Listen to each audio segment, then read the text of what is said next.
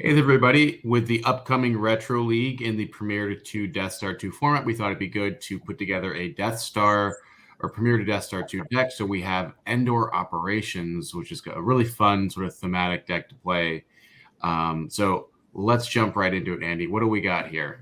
All right. So we actually have a deck that plays Death Star 2 in Death Star 2 format. So I'm excited for this one. Sorry for those people that actually think we're going to do anything with our objective. We're not, except for one line. But this is Endor Operations. Deploy Endor system, bunker, and landing platform. While this side up, once during each of your control phases, you can take Ominous Rumors or Establish Secret Base into hand from reserve deck, reshuffle. Flip this card if Ominous Rumors and Establish Secret Base are both on table. Place out of play if Endor is blown away. Spoiler alert, there is no Established Secret Base in this deck, so you can never flip your objective. It's actually just impossible. I don't know. In fact, I don't even know what the backside of this objective does. I've never seen it flipped. It's like way too hard. Just do like three things: Ominous Rumors and whatever. Yeah, this does a bunch of stuff with ATSTs and biker scouts, and those just are not very good outside of Raltier operations. So, Endor Operations, we're basically using this to, on your very first turn, pull out Ominous Rumors, and then we're never using our objective again. So we're going to start with Endor, which is a great system, the bunker, and the landing platform. And then because we're playing TTO, or that thing's operational, we're going to be starting operational as planned. So this is a starting interrupt. If Endor system is on table, which it is, we get it from our objective, take Death Star 2 system, Jerjerrod, and any effect into hand from reserve deck. When you draw your starting hand, draw only 6 more cards. Place interrupt in lost pile. So you'll start with 9 cards total in your hand. It's going to be Death Star 2. And then you get Moff Jerjerrod, wherever he went to, over here. And you're going to get 1 effect. I'm going to start with Desperate Counter, which Desperate Counter says deploy on Death Star 2 system. So you're not actually going to be able to start with it because you don't start with the Death Star 2 system in play. You start with it in your hand. So all this is going to be in your hand. So we'll go back. First thing you're going to do on your very first turn is you will, during your control phase, so you're going to activate like 6 or something. Hopefully during your control phase, you're going to pull Ominous Rumors out, which is this effect. Use 2 Force to deploy on Endor system. If opponent controls no Endor sites, so on the very first turn, they don't control any Endor sites. Unless you're playing against Throne Room mains, they might control an Endor site if they put somebody down to the, the docking bay. You have a way to get around that, though. But your Force drains are +2 at up to X other battleground systems, where X equals the number of Endor sites you occupy. Effect canceled if opponent has if opponent controls 3 Endor sites, which there's only 2 Endor sites, so it's impossible for your opponent to cancel it unless they play their own Endor site, which is probably not going to happen. So first turn you play Death Star 2. You use 2 Force to play Ominous Rumors on Endor. You play Desperate Counter, which is deploy on Death Star 2 system. When opponent moves from a related sector for each tie armed with a weapon there, movement destiny is -3 to a limit of -9. That part almost never comes into play. What you want is also you may deploy either Combat Response or Imperial Rest Order from reserve deck. So it effectively lets you go get, because your starting interrupt only lets you get 1 effect, rather than start Combat Response or Imperial Rest Order, you start Desperate Counter, which lets you go get Imperial Rest Order and Combat Response. So you're going to go get Imperial Rest Order and Combat Response. You can play both of them. Imperial Rest Order is going to go get you Executor Docking Bay. At this point, you should have 1, 2, 3, 4, 5 Force. If your opponent didn't give you any, you used 2 for Ominous Rumors. I would recommend that you play Moff Jerjerrod. You could play him to the bunker if you want. If you're playing against Throne Room mains, you might not want to put him down by himself because they could just play a spy or revolve it and then kill Moff Jerjerrod. But against most decks, like if you're playing against Prophet or something, yeah, just throw Moff Jerjerrod down here on the bunker. You're never going to use any of the game text of this, but Moff Jerjerrod allows you once during each of your turns, you can take one Death Star 2 sector or super laser into hand. There's no super laser in this deck, but you, and I don't think you need to have the super laser, right? Yeah. So you're going to go get your sectors. There's 3 different sectors. There's the capacitors, the coolant shaft, and the reactor core. So they all have this. They all have a contingency to deploy. So deploys only if capacitors on table. Capacitors only deploy if coolant shaft on table, and coolant shaft only deploys if Death Star 2 system on table. So you have to play this one first. The green. You play the green one first, then the blue one, then the gray one. They all go in order, and then he just basically pulls them out. Once you get the reactor core online in like a turn or two, you can then deploy that thing's operational from reserve deck.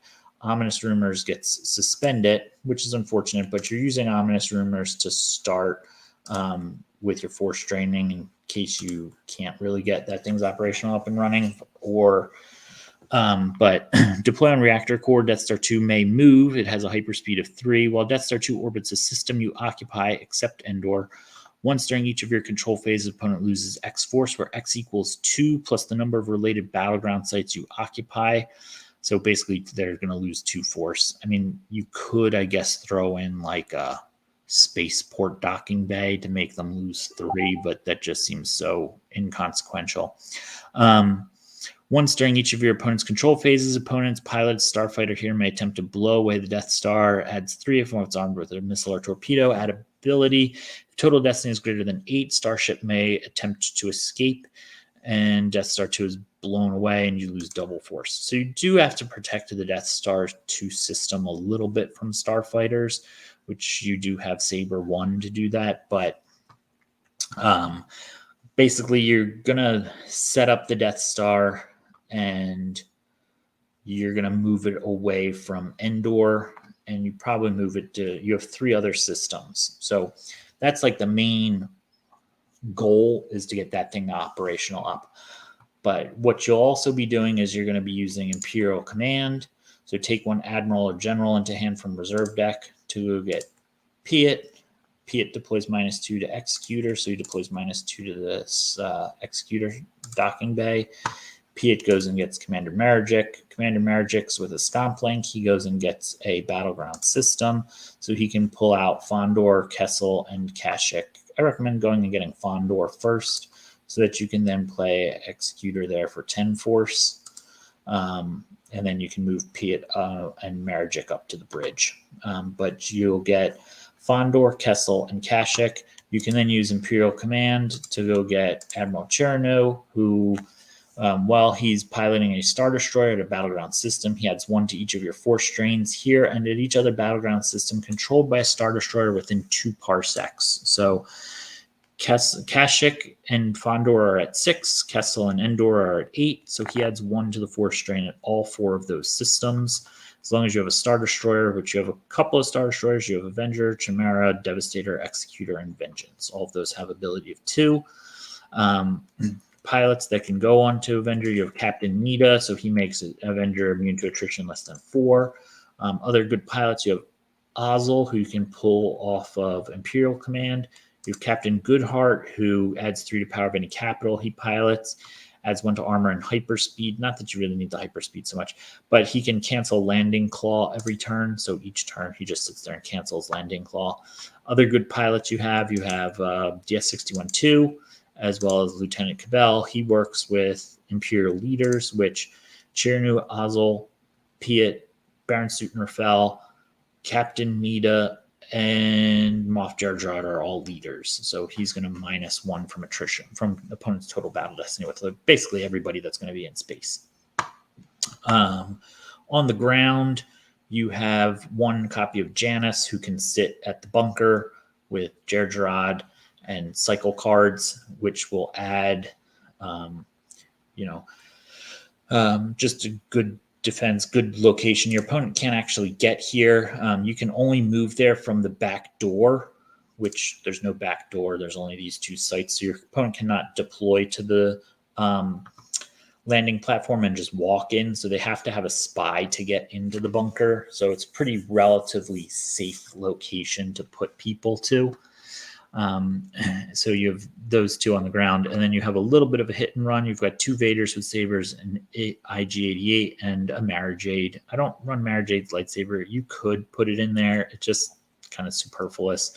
She's mostly there to just infiltrate some site, battle, or get Vader with her or IG-88 with her and go snipe people and kill them. So those are kind of little hit and run things. As far as ships go, you have Avenger. Like I said, you've got some Star Destroyers. You have a Boskin Houndstooth. He's basically going to add a Battle Destiny. And then you have a Saber 1, which works with Baron Soontir Fel. Baron adds 1 Battle Destiny, as well as, he can use this really sweet gun on his ship, where he can make he can use 1 force to make X equal 3. So he could just shoot people out of the sky all day. It's really good. So he's able to really pretty much just kill anything that goes in to try to attack the Death Star. So you really want to find Baron and Saber early and just have him protect the Death Star. So if they do drop like a Falcon or something, they will basically just get shot out of the sky by Baron. Also, to defend Death Star, you have Overwhelmed. So during your deploy phase, target a system where your total power is more than double opponent's total power, and opponent has no Jedi or Starship weapons, which is unlikely that they'll have a Jedi in space. Maybe they have Luke piloting, but that's really unlikely. And you just place all of your opponent's starships there into their used pile. So it just lets you blank a whole site, which is really good. Otherwise, you will have a few other random cards in here. You have a fighters coming in. So once you have a admiral or whatever at a system, you can play an admiral's order. So unique starfighters without permanent pods or immune to attrition less than 4 adds 2 to immunity, which helps you with your Saber 1. So this becomes immune to attrition less than 7. Bosk becomes power -2, but it doesn't really matter because he's adding a Battle Destiny. So starships without pilot characters aboard are power -2. You can always throw a pilot in the passenger capacity to get around this, but at docking bays related to systems you occupy, your force drains are +1. So if you put somebody at Endor, you can now drain for 2 at your Endor docking bay. And once per turn, a starfighter just lost from a system can be relocated to a docking bay. Now, you would have to lose Baron, but you could potentially just loop Saber 1, Endor. You could put like Dengar and Punishing 1, and then every time you lose Dengar, you can just put him to the Endor docking bay, and then he can just take off back up into space and just kind of keep like looping one of those. I don't play that, but that could be a side, like an alternate card you want to put in. You have 1 copy of Yoo-Threepio to just help you on the ground in case you need to. And then you're going to be probably able to control this docking bay with like Jade and Vader or Janus or something. And then you're definitely going to be in space because this is a space deck. So battle order can really help you. Like I said, you get combat response, so you can reveal Baron or Saber 1 to go get their respective other half to play. Coward is just good against force drains at non-battleground sites, as well as force retrieval, which can kind of save you on your Death Star 2 because your opponent can force drain you for 5 here until you get that thing's operational up. You have 1 lateral damage just because it's one of the best dark side cards for space, and you have a copy of You Cannot Hide Forever, so you can ditch it to go find your battle plan if you need to. Otherwise, it stops numbers, which is always a good thing. As far as interrupts go, you have a copy of Always Thinking with Your Stomach, which can help you mitigate a force strain somewhere on the ground and or help you protect your landing platform until you can get something set up there.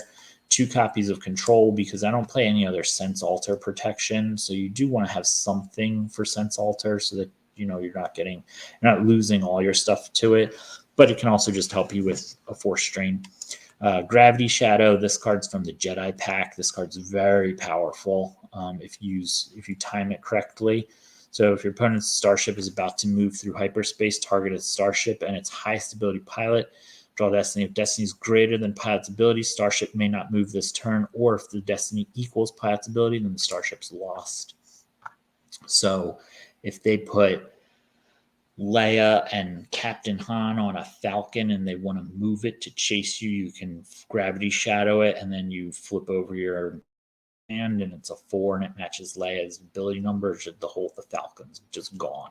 Or they move 2 of their 3 ships away from your big fleet because they're trying to just run away, and you Gravity Shadow the last ship, and then it can't move, and they're stuck with 1 ship because 2 ships have already moved, and then you just end the game.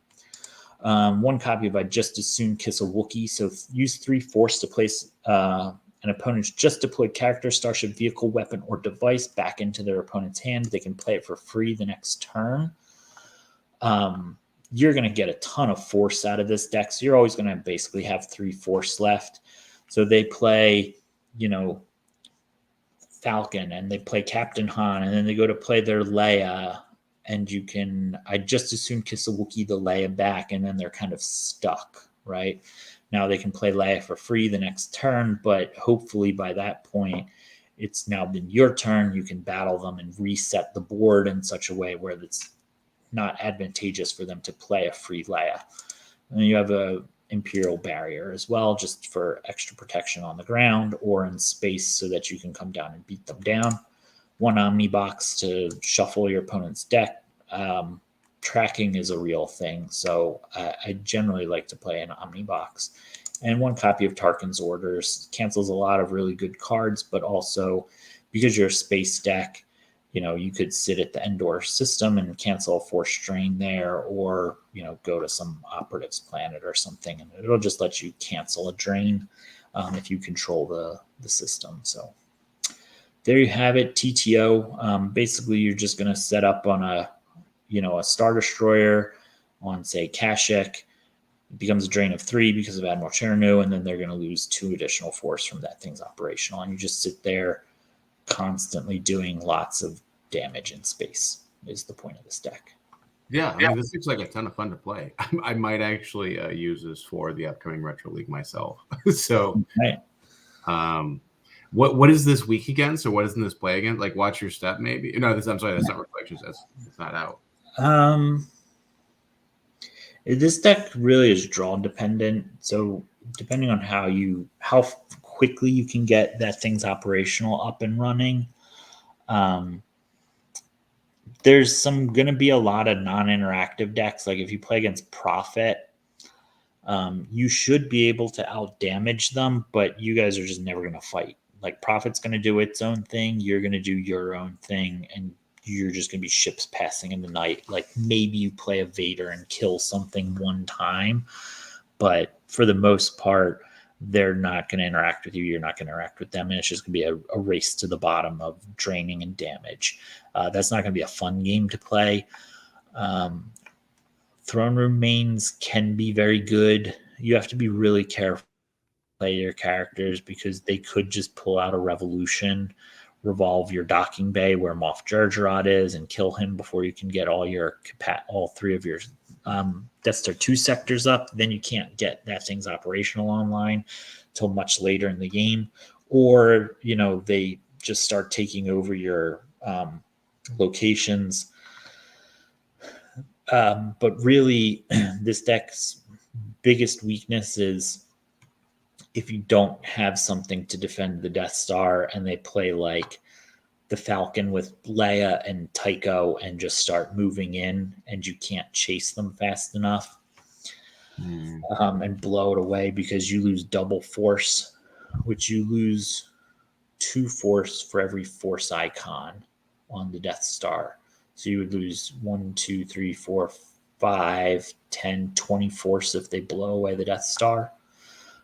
Which is probably just going to be the end of the game, to be honest with you. So you're kind of it's going to be against probably the two most popular decks, Throne Remains and Prophet. They're probably going to be kind of hard to fight. You're going to have a really great game against hidden base mains. It's going to be very interactive and a lot of battling. So you're going to need to make sure that you are able to maintain your immunity to attrition. So having somebody on Chimera and Executor and Avenger and strategically using your other ships to back them up, and having all of your characters basically going to space to be forfeit fodder. It's just a well-rounded deck. It's a good space deck that can be on the ground if it needs to. Has a very high damage output once it gets going. Very cool. Well, everybody, please leave your thoughts in the comments. We love hearing from folks. We'll try to do maybe a light side deck in the coming weeks, as to sort of mirror this, so folks have something in the Premier Death Star 2 format. But this was a lot of fun, Andy. Thanks for this fun take on Endor operations. It has nothing to do with Endor, really. Besides, you're a space deck. You're trying to be on Kashyyyk. Okay. Well, thanks everybody, and we'll see you next time. All right. See ya.